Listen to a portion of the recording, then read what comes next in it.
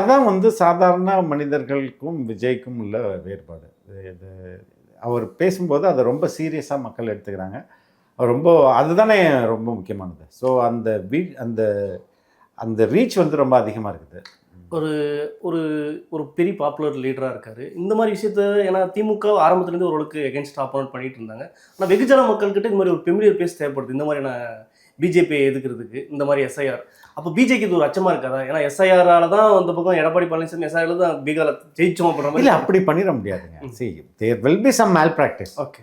ஆனால் அது கம்ப்ளீட்டாக தமிழ்நாடு ஓட்டர்ஸ் எல்லாத்தையும் தூக்கி போட்டு வேற ஒருத்தனை வந்து கொண்டு வந்து உட்கார வச்சு ஓட்டும் நடத்திட முடியாது இல்லையா? It is not Tamil Nadu is not Bihar. Number one ஏன்னா எல்லா கட்சிகளுமே பண்ணியிருப்பாங்க. இப்போ டிஎம்கே வந்து கள்ள ஓட்டு அவங்க வந்து செட் பண்ணியிருக்க மாட்டாங்கன்னு நினைக்கிறீங்களா? ஏடிஎம்கே செட் பண்ணிருக்க மாட்டாங்கன்னு நினைக்கிறீங்களா? எல்லாருமே பண்ணுவாங்க. இப்போ என்னன்னா எல்லாருமே அவங்களோட வெளியே வந்துடும். அதுதான் இதில் ரொம்ப முக்கியமான அம்சமாக நான் பார்க்குறேன்.